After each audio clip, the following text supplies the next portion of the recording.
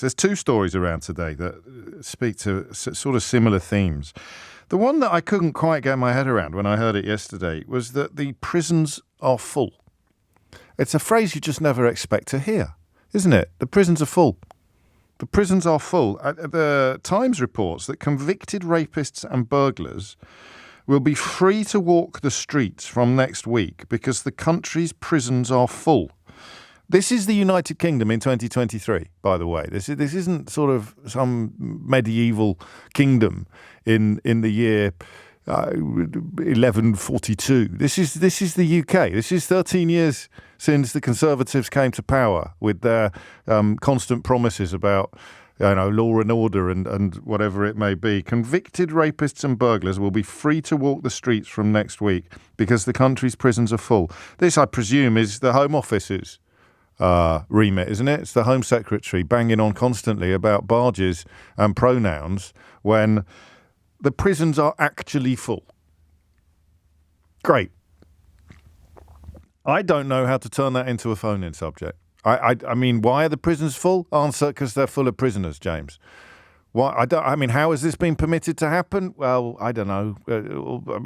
And when you look at the backlogs in the criminal justice system, not only are the prisons full, but they would be even fuller if there can be such a thing, or there would be even more convicted rapists and burglars walking the streets next week if all of the people accused of rape and burglary were actually being put on trial within even a tiny time frame of being charged.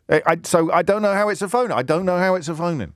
Sometimes when I say I don't know how it's a phone-in, I'm being a tiny bit cheeky. I'm being mischievous because I am going to turn it into a phone-in, but I'm just almost preening myself at the original creative approaches that we take to topics together on this programme. But I'm not doing that now, to be absolutely clear. How do you turn that into a phone-in?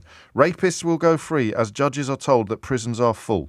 Lord Justice Edis, the senior presiding judge for England and Wales, has ordered Crown Court judges to delay sentencing hearings, which means unless you're on remand, you will be currently walking free for criminals who are on bail. So not on remand, on bail. So you're on bail, you've been bailed to return to court for sentencing, and now you're not going to return to court for sentencing because there is no room in prison. It means that offenders, convicted offenders, including some who have committed serious crimes, although I think, with my sketchy legal knowledge, I think that the judge in those cases would have taken a decision that they didn't pose a threat to the public.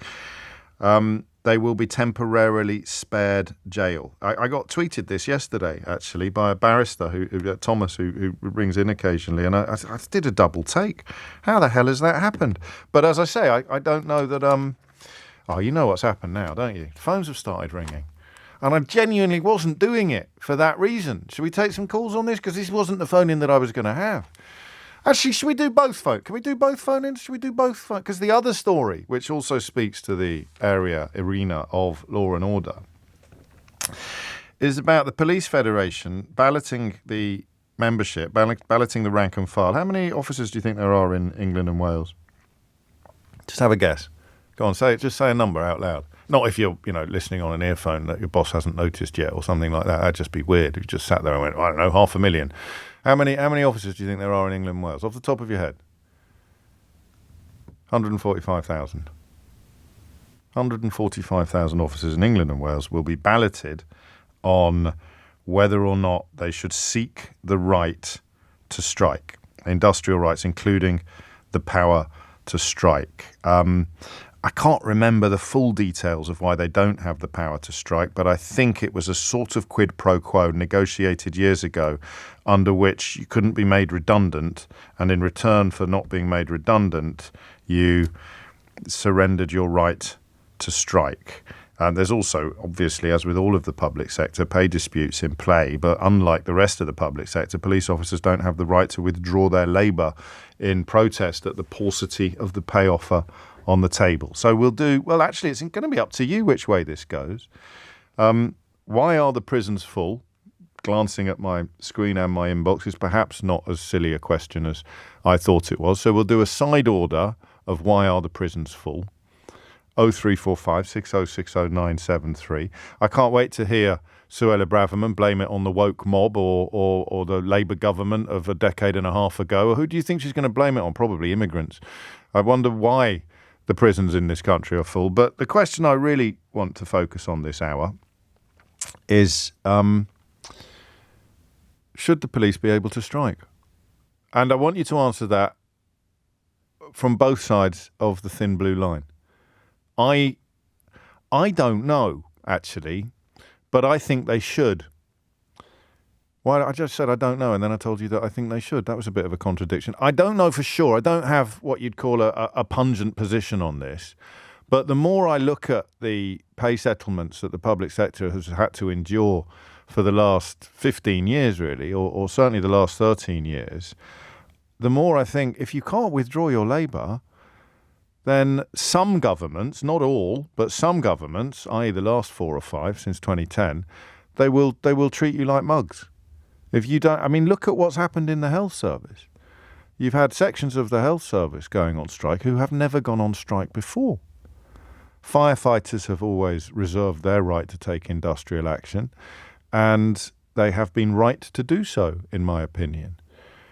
But the slow erosion of industrial rights in this country, undertaken since 1979, has actually changed the game. It's changed the way we look at things. You know, when you speak to young people and they are not shocked by stuff that you're shocked by because it's all they've ever known.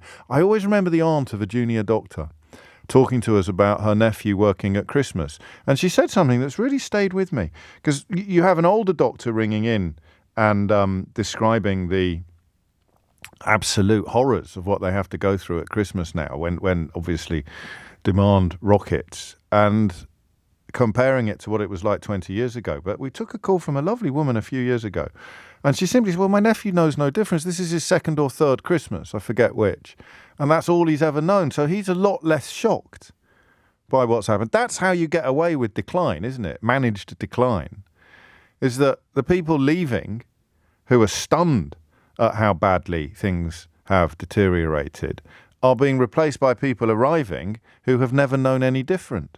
That might be relevant to the conversation about prisons as well and why they're full. But the twin topic this hour will be, why are the prisons full, and should the police be able to go on strike?